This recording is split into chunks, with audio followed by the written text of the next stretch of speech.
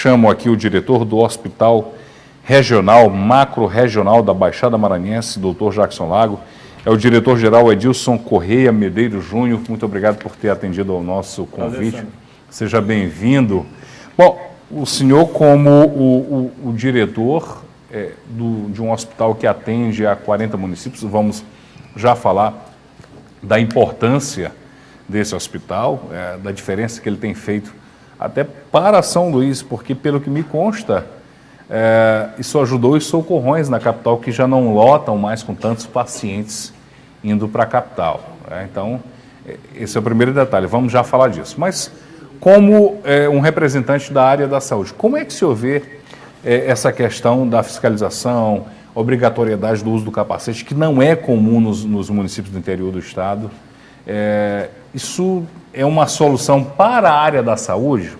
Mais uma vez, seja bem-vindo. Obrigado, é um prazer participar ao vivo desse programa e trazer os esclarecimentos da sociedade de Pinheiro e deixar bem claro o funcionamento do Hospital Macro-Regional Dr. Jackson Lago. Como médico, gostaria de dizer à população que muitas vezes aquele momento em que você está sendo parado, investigado em uma blitz, é com o intuito de proteger a sua vida, porque hoje os hospitais eles estão lotados de pacientes com fraturas, com trauma cranianos, e esses traumas todos, a maioria, decorrentes de acidentes automobilísticos, principalmente motos. Então, muitas vezes as pessoas não usam o capacete, e o capacete realmente tem a sua finalidade, que é diminuir o trauma na caixa craniana, na calota craniana. E a diminuição desse trauma, com certeza, diminui a possibilidade de lesões cerebrais complicantes. Faz muita diferença na hora de um acidente um capacete para proteger a cabeça? Totalmente. Né? O trauma com o capacete, ele é absorvido em mais de 70% do trauma. Você pode ter uma concussão, que é apenas um deslocamento do parênquima cerebral. E sem o capacete, o trauma já é direto na calota craniana e as complicações são muito grandes. Então, o capacete pode fazer já que se fala em 70%, pode ser o diferencial entre o indivíduo continuar vivo ou morrer. Sem sombra de dúvida. O capacete ele é de fundamental importância para que o mototaxista, ou a pessoa que utiliza a moto como seu veículo de transporte, aquele que utiliza a moto como veículo de locomoção, possa ter uma chance maior de sobrevida em caso de queda. Aqui em Pinheiro, quando o governador Flavino asfaltou, né, desde a Rua Grande até Pacas, logo houve um acidente grave, né? Um indivíduo, uma moto, se excedeu, se empolgou com um tapete, enfim, de fato um asfalto bom, mas muita gente não percebeu. Ele teve parte da perna dilacerada e acabou falecendo, né? Então, moto é perigoso, às vezes nem sempre só o capacete é suficiente. Obviamente que o equipamento para proteger joelho, pés é muito caro. Mas, assim, a minha pergunta eu vi muita gente sem capacete. Na verdade, eu não me recordo de ter visto pessoas andando com capacete na maior parte das vezes. Acho que olhei, mas é muito pouco. Agora, por sorte, muitos não vão parar no hospital. O índice de acidentados de moto é relativamente pequeno aqui no próprio macro-regional? Só para que a gente possa ter uma ideia, hoje no Hospital Macro-Regional, das clínicas, a única clínica que tem fila de espera para entrar no hospital é a ortopedia. Então nós temos hoje, só da cidade de Pinheiro, 9 pacientes esperando para dar entrada no macro-regional, só da cidade de Pinheiro. Mas todos sofreram acidente de moto? Todos vítimas de acidente de moto, né? Aguardando para dar entrada para poder ser resolvido um problema traumatológico, um problema ortopédico. Então a demanda da ortopedia hoje, em função da utilização da motocicleta de forma inadequada, tem causado um sério transtorno de saúde pública. Ou seja, se você fizer um levantamento em todas as unidades que fazem atendimento neurológico, que fazem atendimento ortopédico, praticamente a totalidade desses pacientes foram vítimas de acidente de moto. E detalhe, a moto, às vezes a gente pensa assim, alta velocidade é um veículo que tem que se tomar cuidado, porque mesmo em baixa velocidade você pode ter uma lesão relativamente séria? Pode, porque dependendo do tipo de queda, você pode ter fraturas e luxações que são graves. Sim. E dependendo dessa gravidade da fratura e luxação, você vinha a óbito. Então, Sim. as complicações das quedas de moto, elas são complicações que hoje são tratadas como problemas de saúde pública, ou seja, que precisam ser conscientizados as pessoas que usam as motos para que possam usar os seus equipamentos de proteção, possam utilizar a moto de forma devida e legal e diminuir o risco de mortalidade e de complicações da utilização do veículo. Agora, tudo bem, capacete protege a cabeça, eu preciso entender. Agora, o calçado.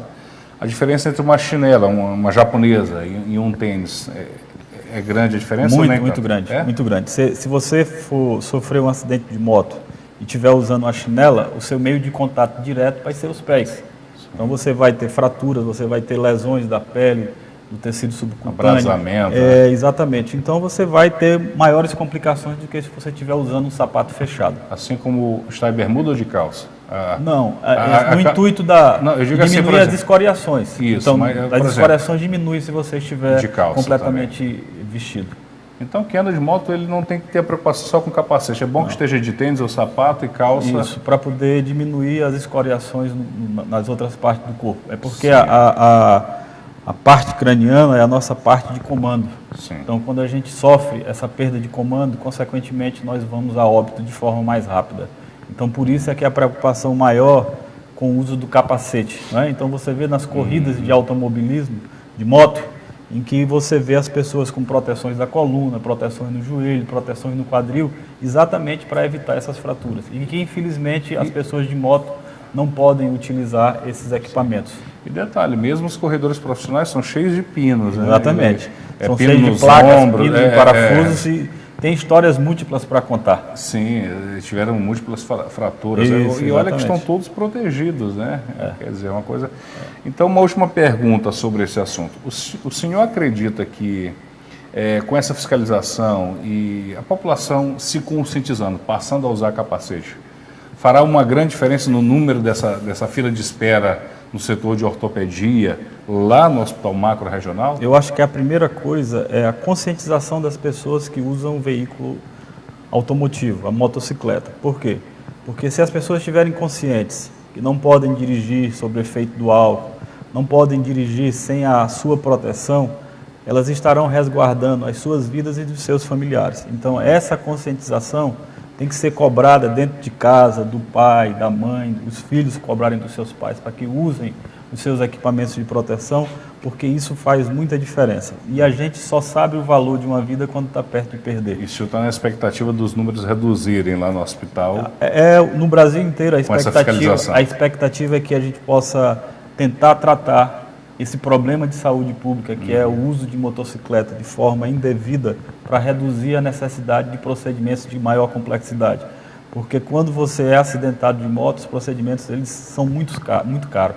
Então, uma cirurgia neurológica ela é muito cara, uma cirurgia ortopédica ela é muito cara, e isso cada vez encarece mais os custos das unidades de saúde. Estamos entrevistando o diretor do Hospital Macro Regional de Pinheiro, da Baixada Maranhense, é o Hospital Dr. Jackson Lago, e o diretor-geral é o médico Adilson Correia de Medeiros Júnior. Agora sim nós vamos falar sobre os serviços que são prestados no hospital para municípios que estão aí até 200 quilômetros de distância de Pinheiro. Inclusive Alcântara, que não faz parte da Baixada.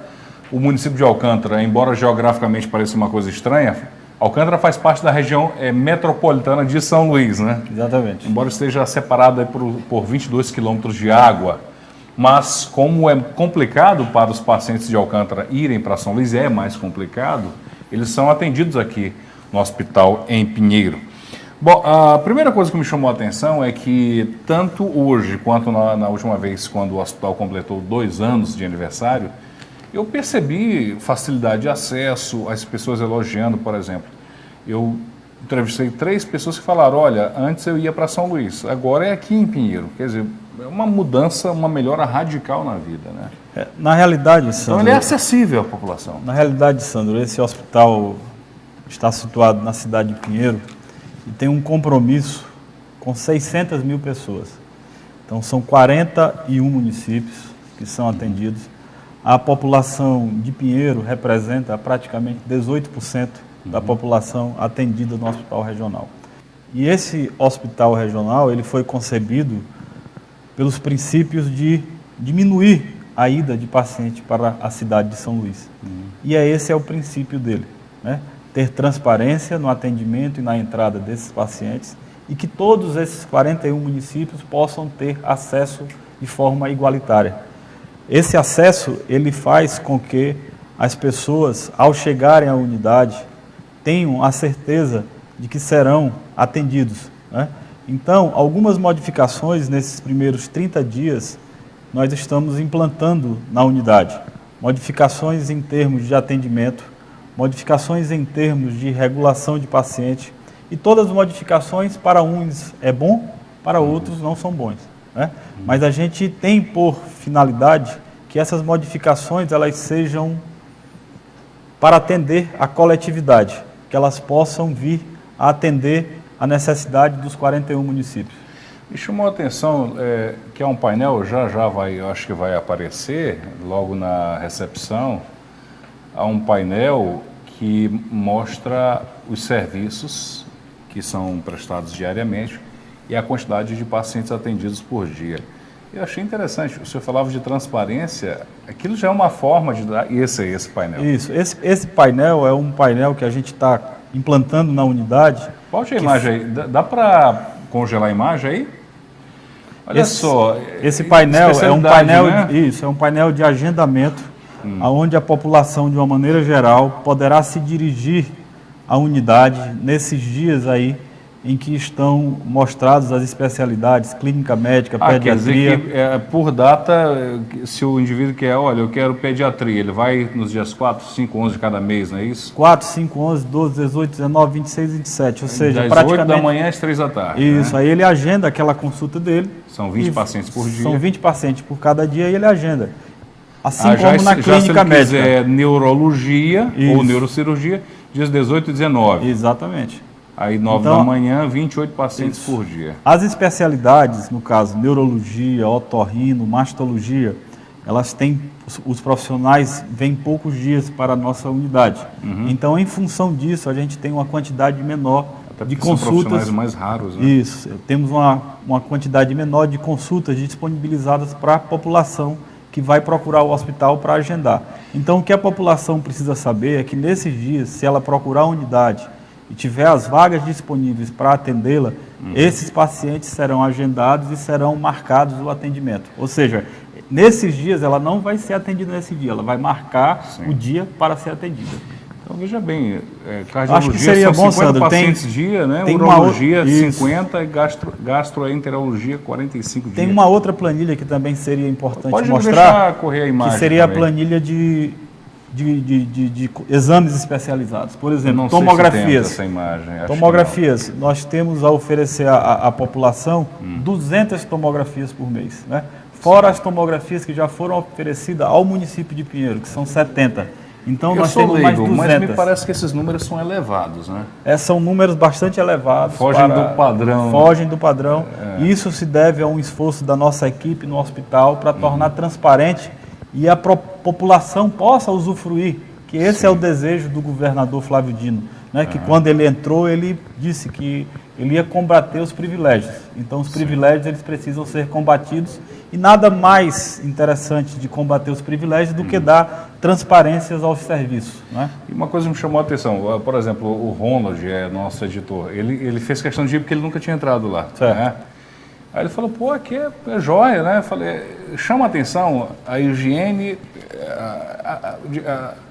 a aparência do hospital é limpo, é um hospital bonito, ele é espaçoso, é agradável, diferente do que a gente costuma ver de hospital da rede pública, né?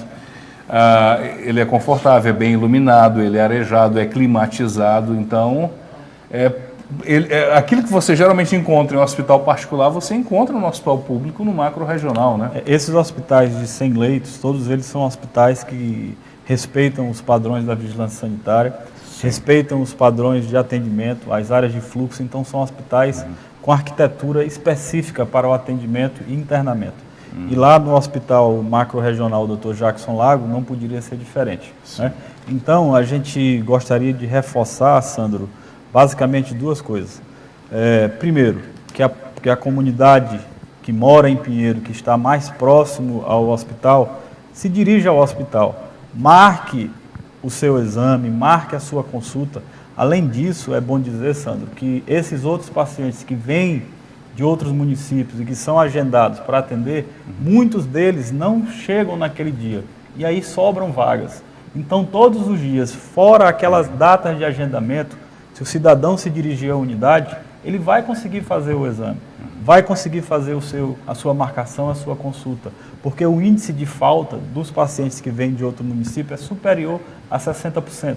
Então, só para dar um exemplo, se a gente tem 20 consultas agendadas com o neurologista, apenas 12 vêm.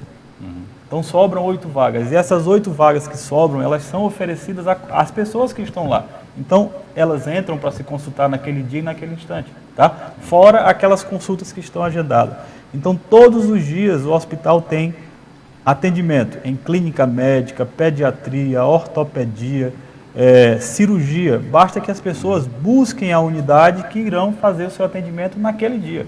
Porque existe uma sobra de consultas que não são preenchidas pelos outros 39 municípios. Ou seja, das pessoas que vêm de longe, que por algum motivo não conseguiram chegar. Então, essas vagas que sobram, elas estão disponíveis a quem está lá na frente. Então, isso aparece no telão. Ou seja, a quantidade de vagas disponíveis em cada especialidade para ser agendado. E detalhe, eu falo também como leigo, mas o hospital ele é bem equipado, né? O hospital Macro-Regional Dr. Jackson Lago, ele é um hospital que atende neurocirurgia, atende nefrologia, atende cirurgia, também. Atende ortopedia, atende clínica, atende pediatria, e esse atendimento ele se dá nas áreas de alta complexidade. Então hoje, graças a Deus, desde o dia 1º de novembro, a unidade já faz procedimentos de neurocirurgia. Então os traumas cranianos, né, que eram antigamente encaminhados para a cidade de São Luís, eles agora já estão sendo resolvidos no Hospital Dr. Jackson Lago. E é bom frisar que esses casos de trauma cranianos, eles são apenas regulados e são recebidos imediatamente. Isso com ordem já da direção atual. Ou seja, não precisa aguardar a liberação de leito. Aonde tiver leito no hospital, esse paciente será recebido. Assim como também as fraturas expostas, né? As luxações também são recebidas de forma praticamente imediata. Regulou, a regulação aceita o leito e aí é liberado o leito para o paciente. Uma coisa que eu percebi, enfim, é claro que no início da manhã há mais pessoas, mas não há aquela superlotação que me parece que é uma consequência natural do fato de que tudo é agendado, tudo é devidamente organizado. Essa quantidade de pessoas, esse aumento da demanda, é que nós estamos aqui para buscar. Né? Porque muitas pessoas talvez não soubessem que poderiam se deslocar ao Hospital Dr. Jackson Lago com sua requisição, por suas próprias pernas, por seus próprios meios, e marcar sua consulta, marcar sua ultrassonografia. Agora há pouco passou a ultrassonografia, todos os dias são 40 exames de ultrassonografia. Ou seja, são vagas que sobram, são vagas que ficam ociosas porque os pacientes não buscam a unidade. Tá? Então essas vagas aqui precisam ser preenchidas pela população de Pinheiro, que está mais próximo ao seu local, à sua comunidade. E com isso também desafogar o atendimento no município. E você percebe equipamentos de qualidade. Uma pergunta, quais eram as principais especialidades que antes o paciente de Pinheiro e de outros municípios aqui da região precisavam buscar na capital e agora já encontro aqui? Se eu poderia citar alguns exemplos. Basicamente a especialidade seria a neurocirurgia, né, e as ortopedias de alta complexidade. Então os procedimentos ortopédicos de alta complexidade, eles eram buscados na cidade de São Luís e hoje já consegue ser realizado no Hospital Macro-Regional Dr. Jackson Lago.